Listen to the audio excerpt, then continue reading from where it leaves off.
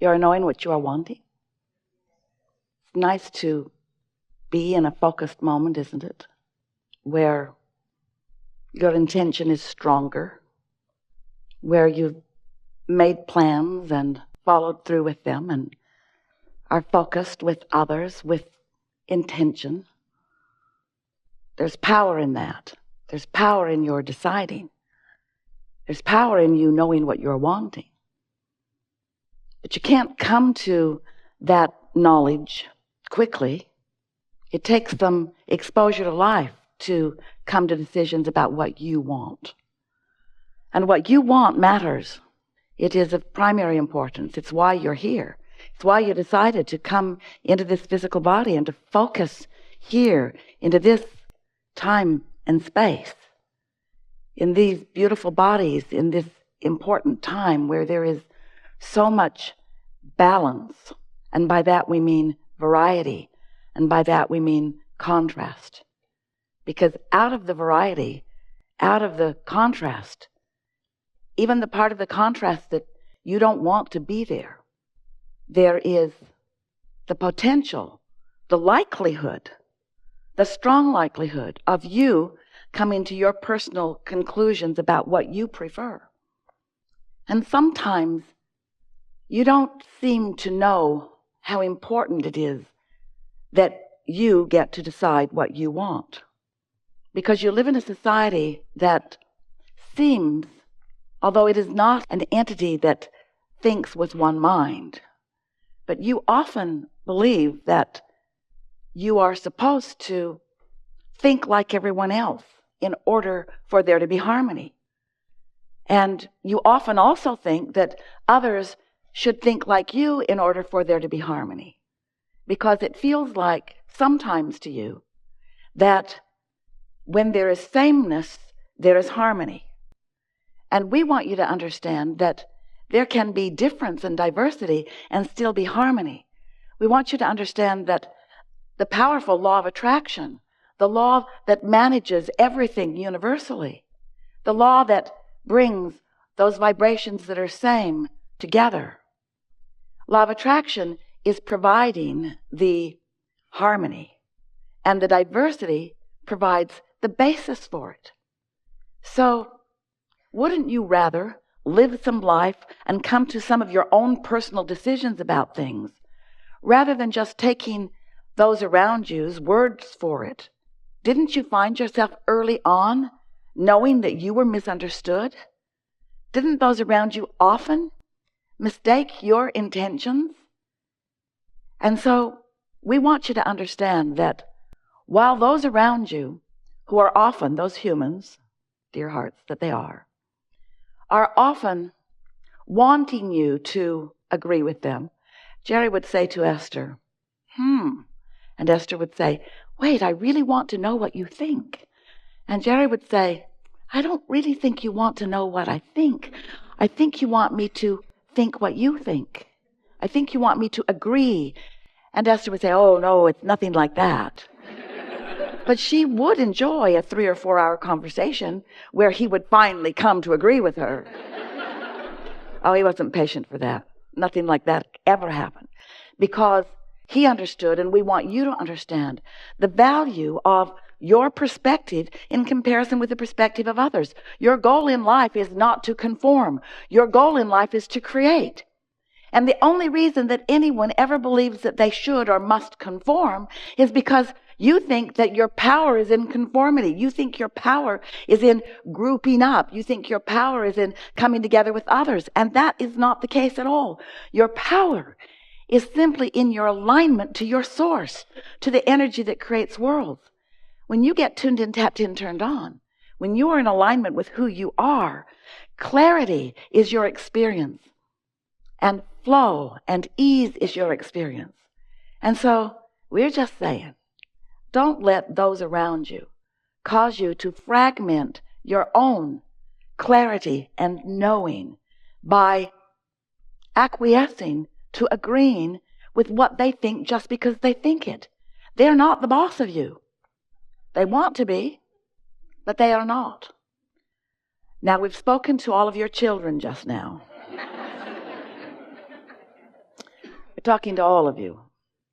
We want you to feel the freedom of living your life and minding your own business, and not trying so hard to find agreement with others, not caring so much what you're getting back from others, not being so much a reactionary person, instead being one who lives your own life and comes to your own conclusions and launches your own rockets of desires and builds your own vibrational reality.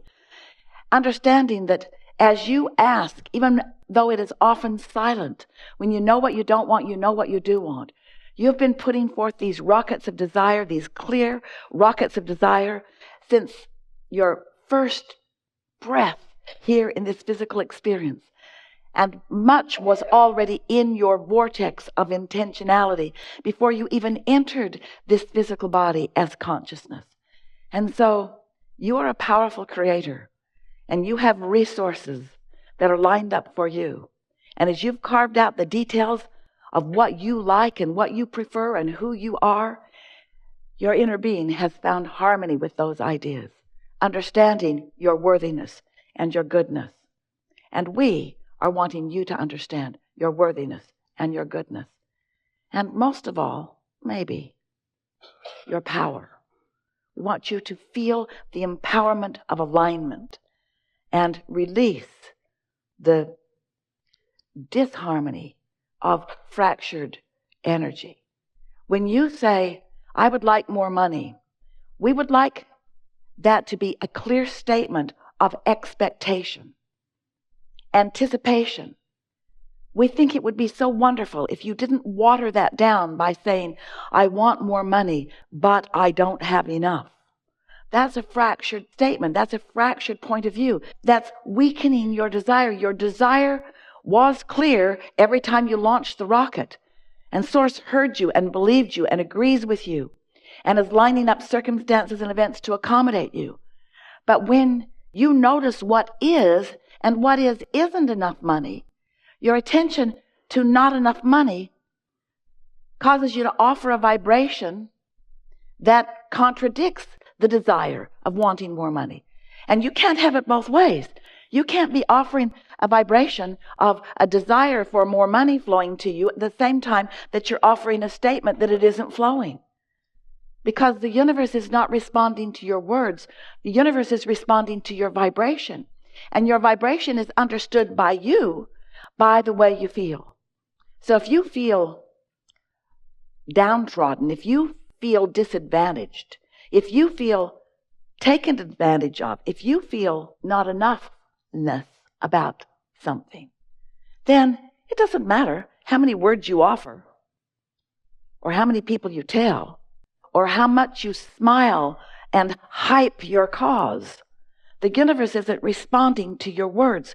The universe is responding to how you feel. So you've got to shift how you feel. If you don't have enough money, you've got to look for prosperity where it is in your experience. The prosperity of the sun coming up and the prosperity of the way you move freely in this nation. The prosperity of being so free that you can choose bondage. The prosperity of having that comfortable bed that you sleep in and that warm blanket that you pull up over you. You have to look for evidence of the prosperity that you wish to increase. You cannot look at the absence of something and increase what you want. Instead, you increase the absence of it. Doesn't that make perfect sense? The law of attraction is the law of inclusion. There's no exclusion in law of attraction. So when you look at something and you say, no, I do not want that, what you're actually saying to the universe vibrationally is, bring to me more of this that I do not want. So yes, yes, yes. Yes, I want that. That's a really wonderful word. Yes, because yes is saying, come to me this thing I want. But when you say no, that's like saying, come to me this thing I don't want.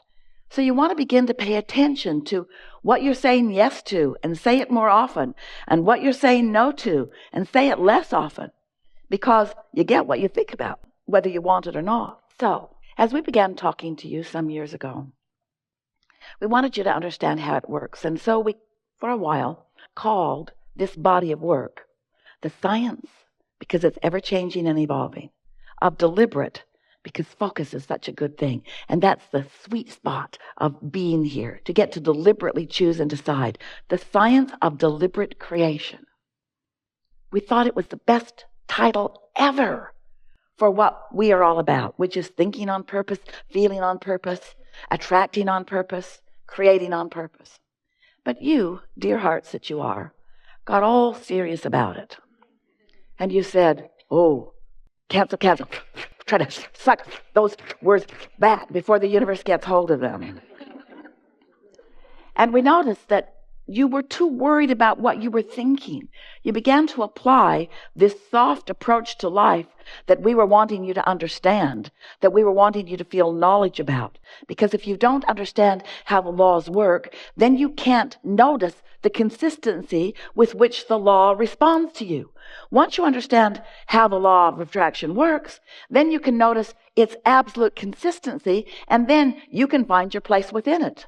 Once you understand that you were source energy before you came into this physical body, and that source energy part of you is still alive and well and active and dominant, then you can understand that you in every moment have a source energy perspective and a human physical personality perspective, and that those two perspectives are playing off of one another. In other words, you are having vibrational relationships with who you really are and what you really want and what you really know and what you're thinking and speaking and knowing in this moment.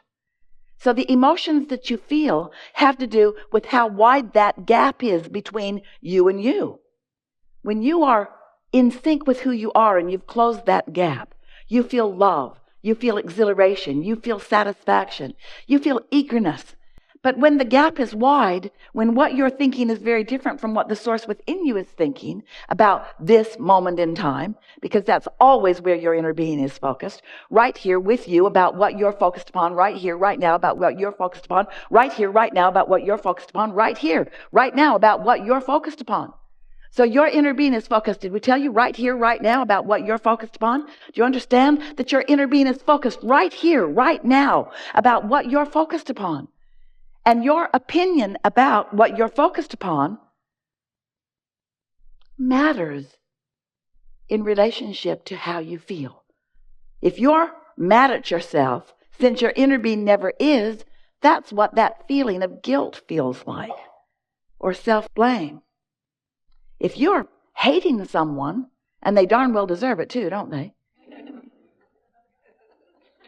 That's what Esther says, Abraham, you just need more information. You need more information.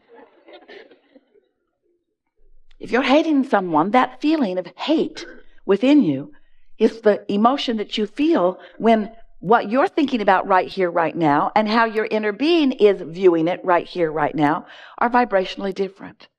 So once you realize how long you have lived, how many lives you have lived, how much you've come to, how expanded and evolved you are, and how important this life has been in adding to who your inner being is, the total expansion of who you are, then you come to understand quite easily with a little bit of practice that caring about how you feel means caring about this gap, caring about how you feel and doing something about it gradually. You can't do it all at once any more than you could just jump over a house. You have to gradually move it. A few years ago, Esther and her wonderful team and many of you went on a cruise to the Panama Canal. And it was so interesting because the water level as they approached the canal was 84 feet difference from the body of water that they were going to be in on the other side of it. 84 feet. Now that ship is not just going to jump 84 feet. It would be hard on the ship and everybody in it. So instead, it just moved into a channel, and then the water gradually rose. And when the water was level with the next lock, they opened the gates and the ship just sailed in. And then the water rose again. And when the water was level with the next lock, then the gate opened and the ship just sailed in.